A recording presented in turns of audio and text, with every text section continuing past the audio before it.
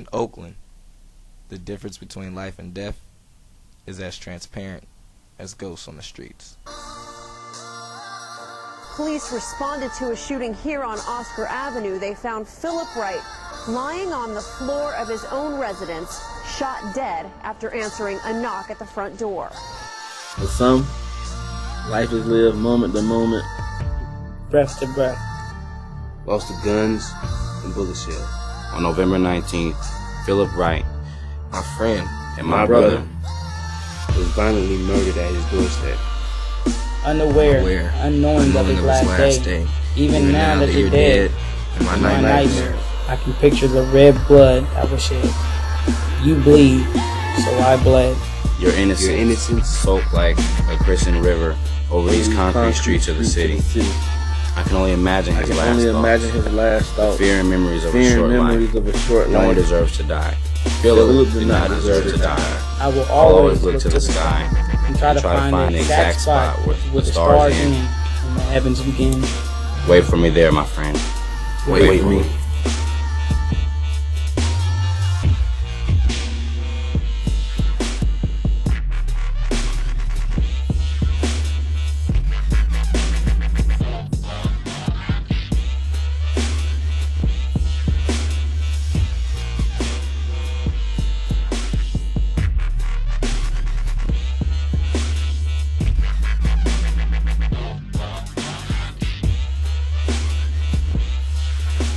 Remember him moving in to the house that he used to live at. Okay, so I knew Philip, like, when we were babies. I met Philip with Terry and all of them together.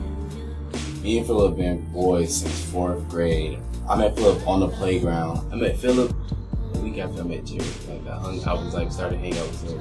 And he would see us outside, and because his brothers are so older than him, he can't really play tag with them. So he'd come outside and he'd play tag with us. And ever since then, we was just like, we was friends ever since then. But yeah, I looked at Philip kind of like a little brother, because I knew he looked up to me. I knew he did. We used to just kick it outside in the summertime all the time, like me, him, Terry, Peter, Javari, Anthony, and Jamal. That was my brother. Like, I take him anywhere. I don't care. Thursday. And so we were kind of like getting him out the house and getting him away from all that. So we invited him to come with us to a party that was happening at our school. Me and Javari were already up there because I was paying for Philip's dance ticket. Me and Terry were actually on the way to come pick him up to go to the ball. He was supposed to come with us. Terry was on the phone with him. To get to the railroad, I'm hearing sirens. I'm used to it. And then I get there. When I'm looking down, there's this woman in the car crying on the phone. And that's the first thing I noticed before I noticed anything else. I see her on the phone crying. She looks so familiar. She turned out to be one of Philip's aunts. We get out. We walk under the tape. I see grandma. I walk over and I give her a hug. And then she started holding me. She was shaking, and that's when I started crying. We had heard many stories. We heard that he had got shot and he had died. We heard that he was in an ambulance, on the way to the hospital. Like, we gonna go to the hospital or whatever. So, and the whole time we getting calls from like his cousin and Terry, and they telling us like he alive, he kicking. And Mr. Terry told me, I was like, really? He was like, it don't look good. And they had called and was like, Philip's gone. Devastated, like losing brother. I felt like it wasn't fair. Right, it beat my chest when I heard that. It was like sat on the ground. Started crying. Like you don't really know how important something is until you lose it. Philip wasn't in the gangs and like in the violence, and he was a good kid. Like, As far as how she's on the hide and seek in the dark, we always mess with Philip. Everybody used to jump on Philip and wrestle with him. I could go in there and then we could wrestle or we could fight with the pillows. It'd be me and him versus his older brother or something like that. Philip had the biggest crush on like his neighbor. She wasn't interested in him, but like Philip being the person he would like never give up. Every day he would come outside and, hi Michelle, and she would like, no. I don't know what Philip was doing. I think he just came from swimming how ashy he was. Elbows ashy, white waving, just white elbows waving like, hi Michelle. And she like, you gonna take your ashy and go put on some lotion? Put on lotion, came back outside and waved again. That's when like that perseverance. He was turning it all around. He had been working here for a while, and like he was doing like everything good. Like he was becoming like a positive role model. Doing water conservation in the middle of East Oakland, like, who does that? Like, who can you say does that? He started like feeling like a lot of hope, like talking about college, you know what I mean, like getting out of Oakland, all that shit. It was the rose that grew from concrete. Phil, to me, Phil was like that rose, and he was just blossoming. When his life got taken away, it was like he never really got the chance to really bloom and show his full potential. To show that even though I'm coming from this bad situation, and I'm in this bad environment, I can still make it, and I can still shine. I see you soon. I see you one day.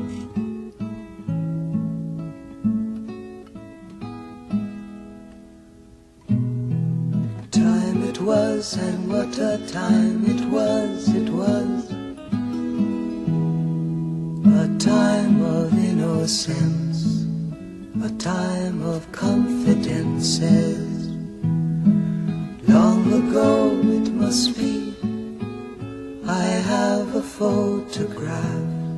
Preserve your memories, they're all that's left you.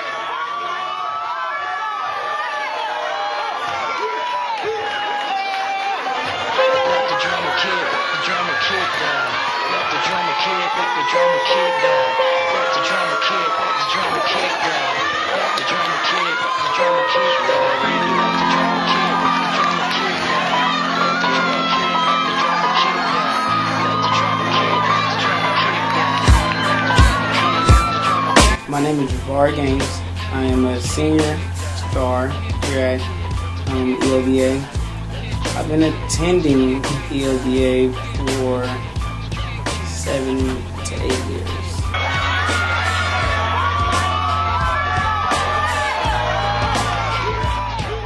My name is Terry Mullane Jr. I'm the head intern at the East Oakland Boxing Association Smart Moves program. I've been coming here for 10 years. First started the program when I was 7 years old, and now I'm 17.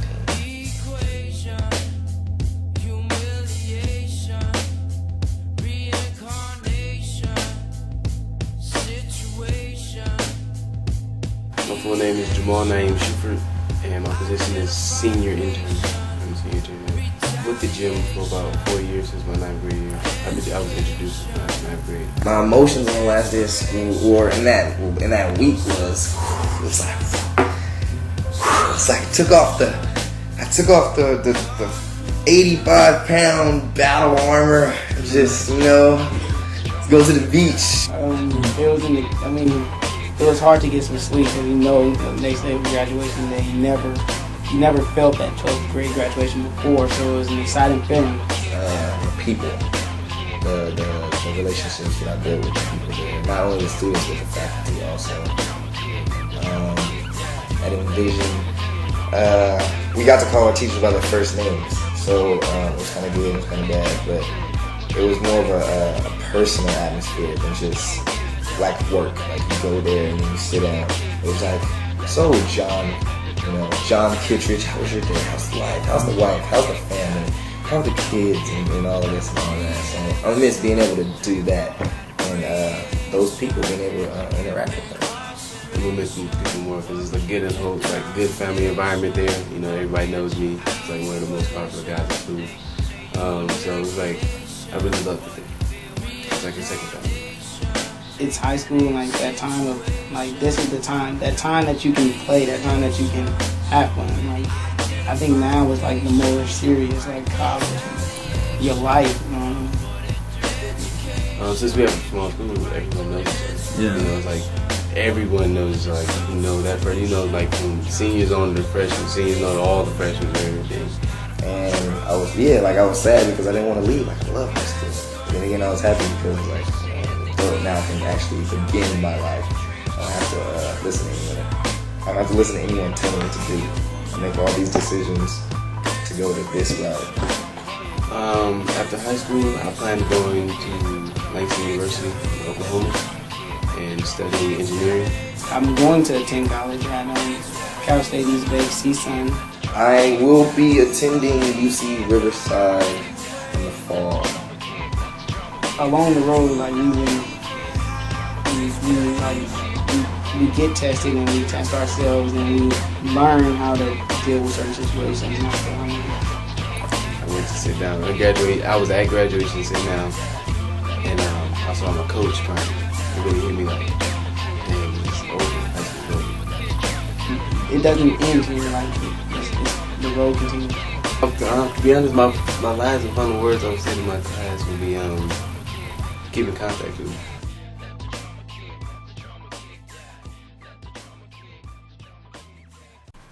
The goal of the fun, or the purpose, is to turn a tragic moment into a triumph. I mean, pretty much. Philip was an intern. You know, he was considered a leader in my eyes. You know, and his life got took at an early age, so he wasn't able, you know, to see a lot of stuff. You know what I mean? So the whole, for the future, the future is to take, you know, 4 to 5 interns, 6 to DC every year as an inspirational leadership trip. You know, just totally like for pretty much a leadership trip, so they can see. I mean, because it's an inspiring place to be. Like, I mean, give you a whole nother outlook on your life.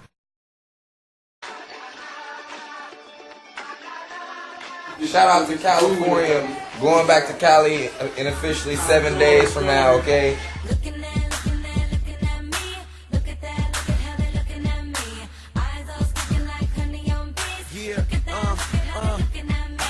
DC chillin', PG chillin'. My name Wale and I came to get it, came to get it. My name Wale. Tight start off, oh yeah, kicking in the door and I'm everybody problem. Stuntin' at some other Jordans. I got Phil Knight talking about, hey, you got them. Let's talk about the cars y'all got. You say you got a lot of whips, well I got a lot.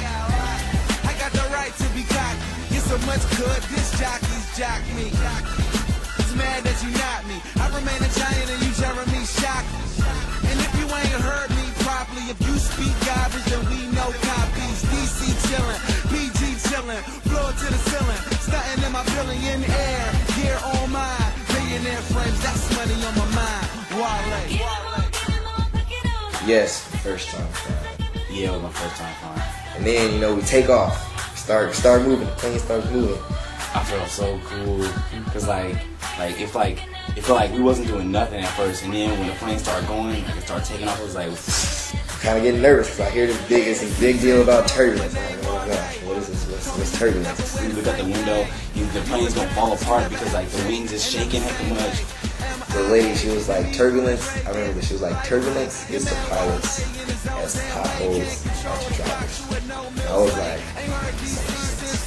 like, hey, whoa. We got some pretty bad potholes. You know, you pop a tire on the pothole. Like, it was scary when you get in the sky though, because like they got turbulence and like the plane like it's like speed bumps in the car. And so we start taking off. The plane starts shaking. I'm like, oh my gosh, I'm just looking back and forth. But everybody's all calm. I'm like, well, you don't feel the plane shaking? It's like vibrating in the air.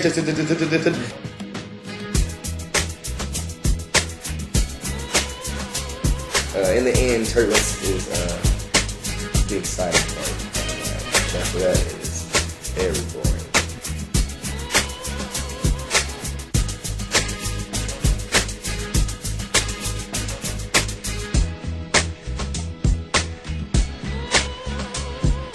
When I first walked out, my first impression was, man, It's hot. It's hecka hot. And there ain't no sun. It was humid. It was like, it was hot. It wasn't dry heat. It was like wet heat. So it was like you just be all sticky and everything. It was just like it hit you as soon as you walk out the airport. It was like whoosh, like in your face. It reminded me of home. Why is it so hot when the sun is not out? It was just like it was almost like you felt different. Like I had a different kind of feeling. Like I was just real excited about what was ahead and what we was about to see and what we was about to do.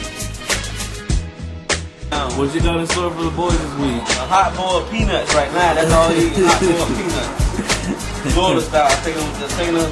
This is closer than being in the South. You're gonna get that hot boiled peanuts for dinner.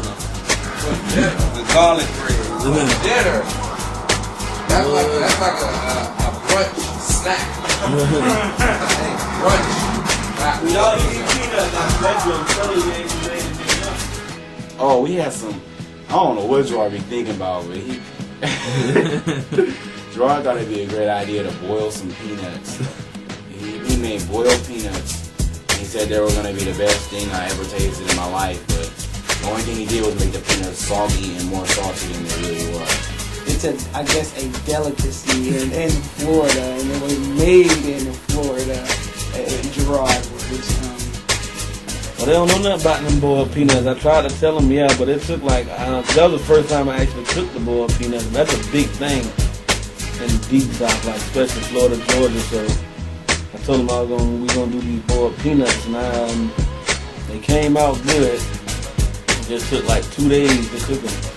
Boiled peanuts. It's just like it sounds. It's disgusting. It feels nasty. So Gerard tried to make some boiled peanuts against somebody's recipe he tried to use, but he ended up throwing a little too much of Gerard into the recipe. They couldn't keep their hands off it. The boiled peanuts was like, it was weird. It was like I never heard anything about anybody boiling peanuts. What they said? I mean, they were different. It's something that, yeah, they were good and they were different. Never had them before. Man, dog, we up, man. You see what time it is, man. We out here. We done made it. We up all night. They go Terry. Fresh off the plane. They go Terry looking A dark. couple hours ago. We can't see you, Terry. You too dark, man. We just hear your voice. Man, we got Gerard over here. Gerard over here still up, man. Thugging it. Miguel over there. Say what's up to the camera. Say it, Gerard. Sherwood Entertainment. Hey, Sherwood Entertainment. We got Jamal right here cocaking on the phone, but it's good though, man. It's good. You know, Sherwood ESC out, you know what I'm saying? The only reason you can see it is the TV light on. The TV right there. You look what he watching, man. You know what I'm saying? You watching that robot chicken? That kind of look. That don't look right. His face is too close to that little pole. Man, we got rolling over there, man. You see, Ro, man. Let's wake this thing up for these boys up in here, man. Wake this thing. Oh, wrong one. Wrong one. We got Barry, man. Barry the cameraman. You see me. You see it happening, man. This is all. This is all. Step into the light. You have to see me, man. It's real time right here, man. We doing this thing, man. We out here. What's up, Baltimore? Man, what's up, Baltimore? Where we at? What's up? We in Baltimore, D.C. right now. Man, thank you, man. What's happening? What's happening? Maryland. You return. No, we're in D.C., Washington. You Baltimore, D.C.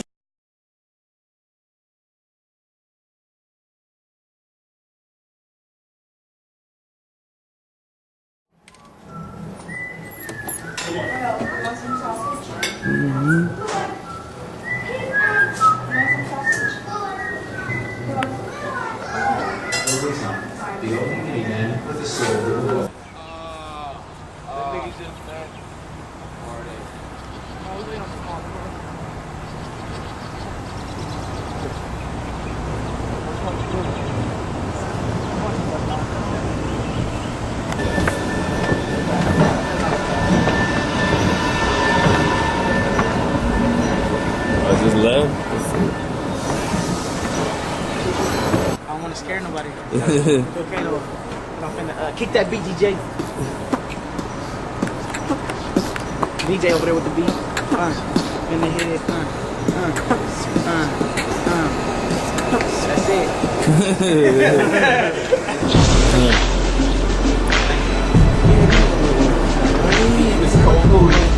I came out of the subway tunnel, I was like, how did they fit all of these wonderful like monuments in this small city? so much nicer than Oakland. Oakland, like it took a dump on Oakland. If we didn't take that tour, if we wouldn't have pointed everything out, I would have not known what some of the buildings were, like the Treasury or the Federal Building. Everything. I would have not known what that was. I thought it was like a regular building, or the old post office. I didn't think that was behind us. Like when we got on, I didn't know that was there. I don't know if anybody who never been to DC, it's just like when you there, to me it just seemed like you thankful. The tour guide, our tour guide, I liked him a lot. He was kind of different, but he knew what he was talking about. Like it seemed like he had been living in Washington his whole life. He went to college to study natural history or something like that. Because okay, let's see. Where did we first go? When we first got on tour bus, we went to the U.S. Capitol building. But before we got there, we were driving down some long street, and either way you look, there's history. There's important things everywhere. Like if you look over here, you got to take pictures. But then you're like, oh wow, I don't want to miss what's over here. And the whole time we're driving, he's talking, he's telling us everything. I think what I feel is everything you need to know about this building, or everything you need to know about that building. Capitol Hill was about to start off to a great day. We got there, and it was just like, you see his face on the back of, like, money. Like, you there, and, like, just going there and then listening to, like, getting the story about, you know, how Capitol Hill actually got into the new building, because before it was just a small building in the back. And the best part about Capitol Hill to me, I don't know if people even notice about the lady that's on top of Capitol Hill, who is Freedom. Like, she is, I think Freedom overlooks the whole country. What was the most? I love the silent water stars. Well, the stars, it's like, that was so beautiful. Americans, most of them men, young men, 18, some under, some lied about their age. The stars represented, I think, each star represented about 1,000 soldiers that died. And it was like, I think it was about 1,000 stars on the wall, just alone. Then they had the water, it was like, the whole place was like loud and everything, but there it was like silent, and the water was like still. It was still water, and like that, the stars. My favorite memorial out of all the memorials had to be Thomas Jefferson. This is my favorite. It was my favorite because it was so simple. Like it wasn't that much going on, but yet to me it moved me. Like as soon as you walk in, okay, let me show you how it was. So it's set up like a dome at the top, and then underneath the dome there's all the columns which represent democracy surrounding it, and then right in the middle there's Thomas Jefferson just standing strong, staring off into the distance. I think everybody liked that one. We took some powerful pictures there. Some powerful pictures. So we took like 30 pictures, and Gerard was having the time of his life taking pictures. Yeah. A story about Jefferson Memorial, I believe the president was it Roosevelt? Roosevelt was the president, and when he was in the White House, he wanted the Jefferson Memorial to be like he wanted it to be directly out, so when he opened up his window, I forgot the angle, but he wanted to be able to see Thomas Jefferson. Yeah. FDR. The FDR Memorial was the most different. Like usually, it would be something big or maybe like a room or a wall. But FDR, he had 7 different rooms, I think. And so when you first get there, you see FDR sitting in a wheelchair, and then there's the waterfalls, which represent something. And then you can walk, and then you walk around the corner into another room. And the reason it's there is probably because FDR spent a lot of time right here, or that this probably held some importance on FDR's part or something. There was so much detail work, like wrinkles in the people's pants and stuff, and like they facial expressions. Lincoln Memorial was cool because you got to like go in the columns like to into where Lincoln is sitting. I think that might have been the busiest place we went to. That might have been the busiest monument memorial we went to. Everybody. I think I was walking next to Jabal Gerard, and I had my shoes untied. I saw it untied. So I reached down, I started tying my shoe. And when I got done, I looked, like I stopped and I looked, and then like right there you could see MLK. I think Terry called us over and was like, "Look, this way Martin Luther King stood," and it was crazy because you could barely see it, but it was actually right there when he stood and gave the "I Have a Dream" speech. Yes, it had like an engraved writing of where Dr. King stood, and I actually got to stand there. It felt good, like I was finna give a speech. I looked out and I saw the Washington Monument and that the lake, and it makes you feel good. Then it makes you feel kind of bad because like this is all we got to dedicate to this man.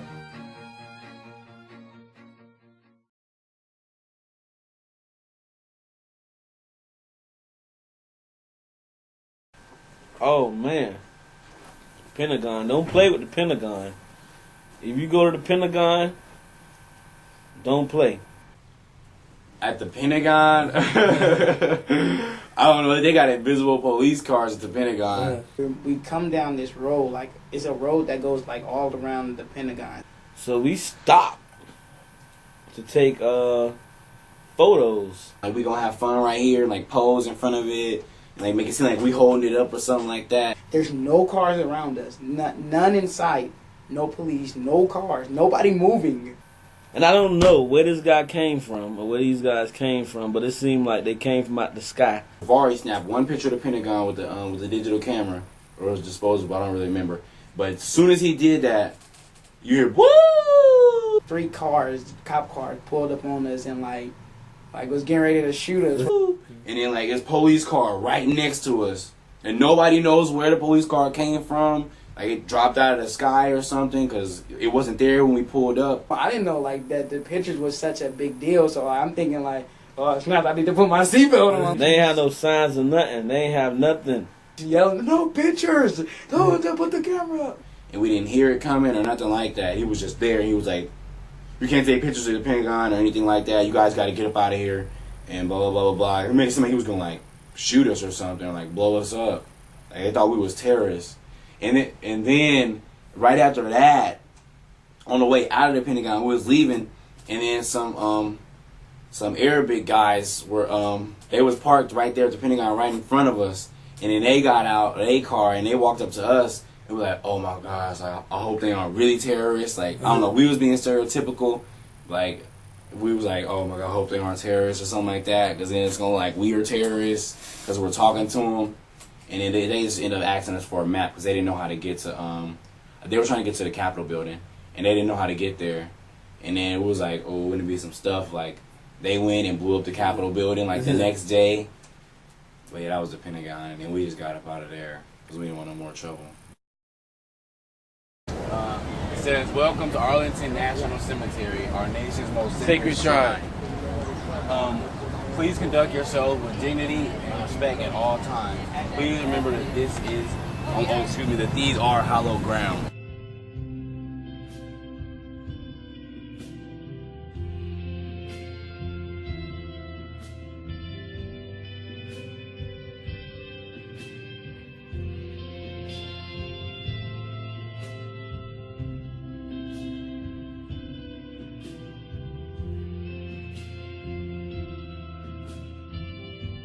Arlington was probably like the saddest part of the whole trip.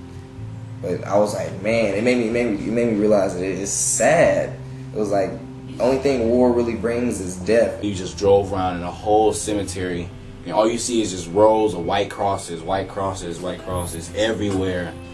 That was harder. Like inside, like I felt like all these people just like died, just for us though. Like They gave their lives so we can have a life, so we can breathe, and we can live the American dream.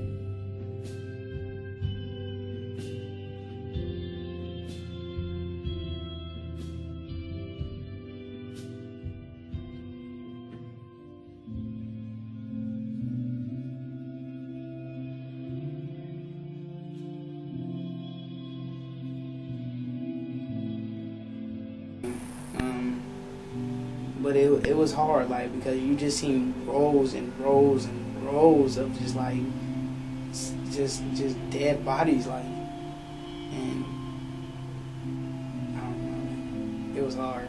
I was touched. It was a happy moment, like, to be able to witness this and say I've been here, but it was like it was hard.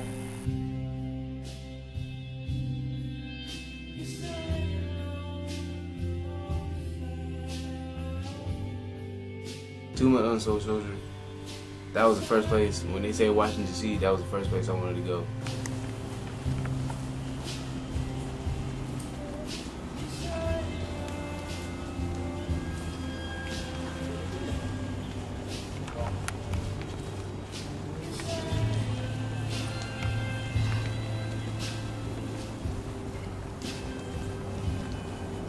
I thought that they had like found the person, whoever he was, and find out his name and everything, but I know it was still unknown. Like, they have not found who he was, his name, or anything.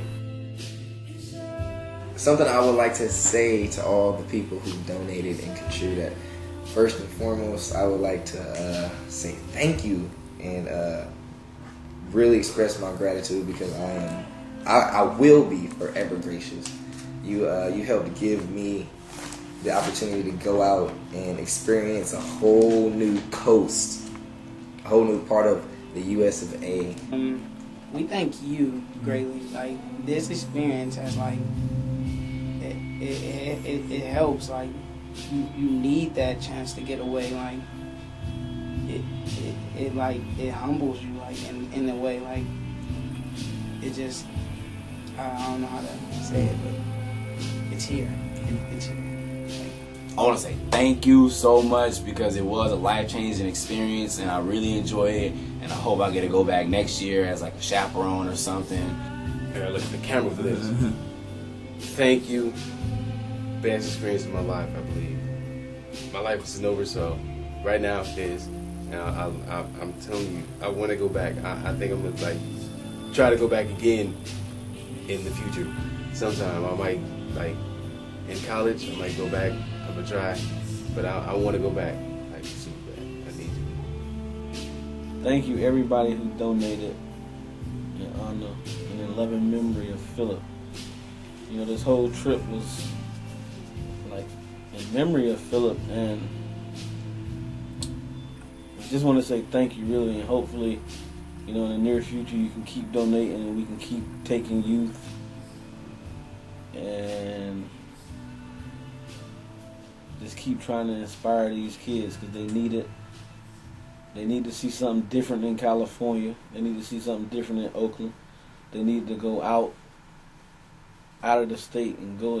DC is the perfect place to go for a leadership and inspirational trip.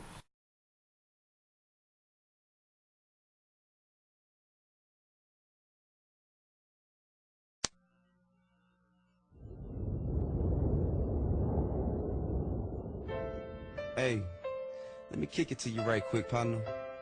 Not as a gangster, as a grown man. What matters more than the mistakes you make is what you're able to learn from them. Big Phil, it's for you, pimpin'. I've been traveling on this road too long.